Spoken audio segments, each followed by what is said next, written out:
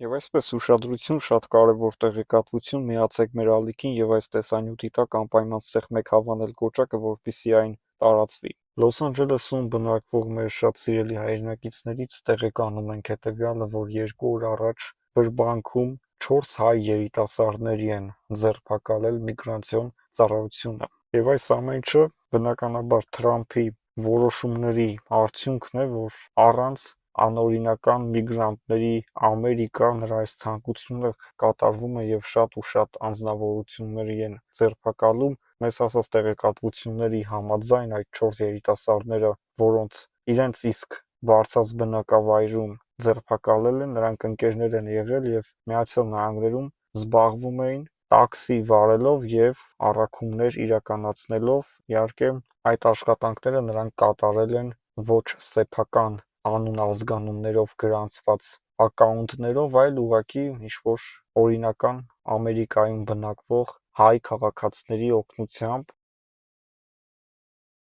նրանց սեփական անուններով վարել են մեքենաներ եւ այսօր հայտնվել են միգրացիոն ծառայության ուշադրության կենտրոնում եւ նաեւ տուժում են այն քաղաքացիները, որոնք իրենց սեփական անուն ազգանունով բացում են Uber-ի սայթեր կամ DoorDash-ի սայթեր, այսինքն տաքսի վարելու կամ առաքման ծառայության սայթեր եւ դրանք վարձով տալիս են կամ ուղղակի հենց այնպես տալիս են այն հայերին, որոնք անօրինական են գտնվում Ամերիկայում, եւ այսօր նաեւ խնդիրներ է ստեղծվում Միացյալ Նահանգներում բնակվելու իրավունք ունեցող այն անձանց նկատմամբ, որոնք անօրինական կերպով օգնություն են ցուցաբերում Միացյալ Նահանգներում անօրինական բնակվողներին։ Շատ վատ վիճակ է իրականում, թե փողոցներում, թե մեքենայի մեջ կանգնեցնում են, փաստաթղթերը հարցնում են, եթե նորմալ է հաջողություն, բարի ճանապարհ, եթե նորմալ չի, արդեն հետագա գործողությունները ըստ օրենական ձևաչափի իրականացնում են։ Շատ դժվար է լինելու խուսափել Թրամփի այս նոր օրենքներից եւ եթե դուք անօրինական եք գտնվում Ամերիկայում, եթե ունեք հնարավորություն շատ արագ կերպով օրինականացրեք ձեր այնտեղ գտնվելը, դատական պրոցեսներ սկսեք, այսինքն խնդրեք փախստականի կարգավիճակ, դիմեք ձեր լոյերներին, հակառակ պարագայում շատ հնարավոր է, որ արտաքսվեք եւ տասնյակ հազարավոր հայեր շատ հնարավոր է արտաքսվեն Հայաստանի Հանրապետություն եւ մեր պետությունը Հայաստանը ի վիճակի չի լինելու տասնյակ հազարավոր հայերի ընդունել այն դեպքում, երբ որ օրինակ մարդիկ իրենց տները վաճառել են եւ Մեքսիկայով մեկնել են Ամերիկա ու հետո Թրամփը նրանց արտաքսի Հայաստանը ոնց այդ մարդկանց պահելու։ Մեկը լինի Հայաստանին պահի 120,000 հոգի Լեռնային Ղարաբաղի քաղաքացիներ այսօր գտնվում են Հայաստանի Հանրապետությունում եւ Հայաստանը պարտավորված է այս մարդկանց ապահովել, այլ ոչ թե այն մարդկանց, ովքեր որ արտաքսվում են Միացյալ Նահանգներից։ Իհարկե նրանք էլ մեր քաղաքացիներ են, բայց իրավիճակները տարբեր են։ Շատ շատերը գիտեին, որ Թրամփը գալու է իշխանության, շատ շատերը գիտեին, որ Միացյալ Նահանգներում միգրանտների դեմ սկսելու են լուրջ գործողություններ, որովհետև արդեն ամեն ինչ հասել էր վերջնամակարդակի։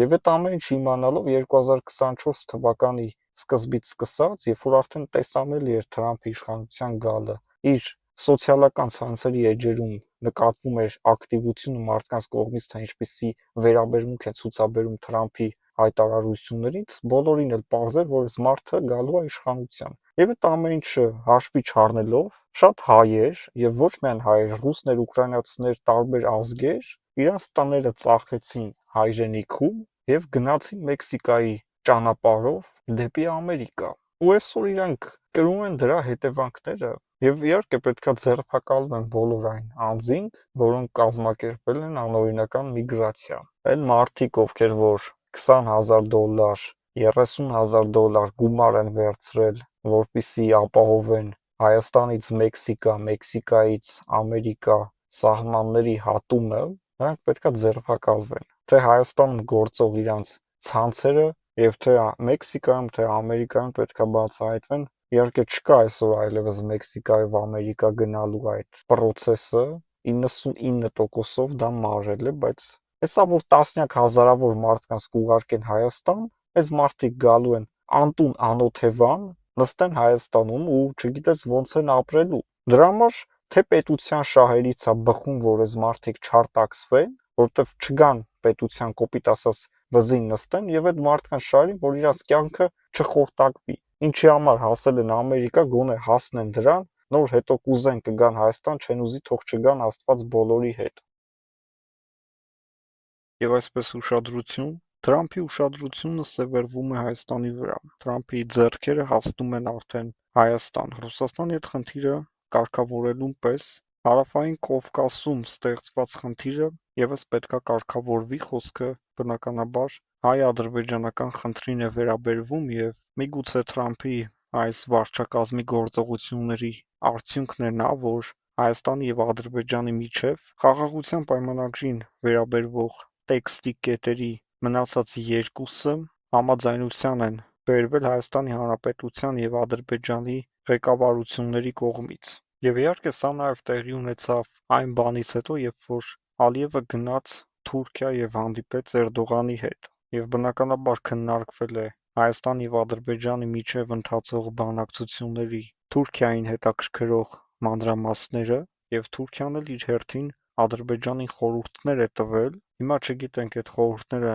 եղել են ընդդեմ մեզ, թե այդ խորհուրդները ուղղակի եղել են խորհուրդներ, որը ոչ մեկին չի վնասել, բայց մենք ունենք մի իրավիճակ, երբ որ ադրբեջանական կողմը ասում է վերջ, խաղաղության պայմանագիրը պատրաստ է, բայց դեռևս չգիտենք, թե դա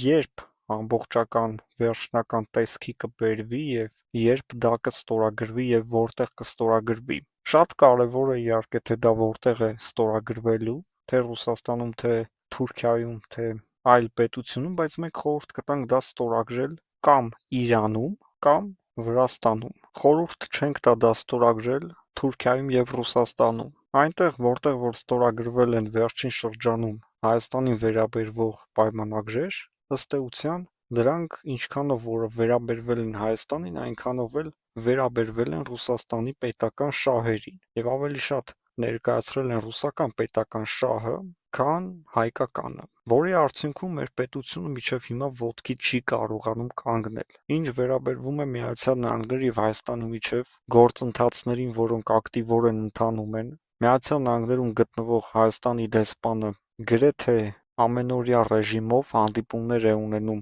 ամերիկյան բարձրաստիճան ղեկավարության ներկայացուցիչների հետ եւ դրանով ամրապնդվում է Ամերիկայի եւ Հայաստանի միջև կապերը։ Կոպիտ ասած մենք անընդհատ հիշեցնում ենք մեր գոյության մասին, որովհետեւ նման մեծ պետություններում մեր պես պետություններին, որ մենք աչքի ընկնող պետություն չենք, լուրջ հնարավորությունների տեր պետություն չենք գլոբալ առումով, դրա համար մի քիչ մեզ մատների արանքով են նայում եւ մենք պետք է միշտ փորձենք ինքներս մեզ ներկայացնել, դառնալ կարևոր պետություն։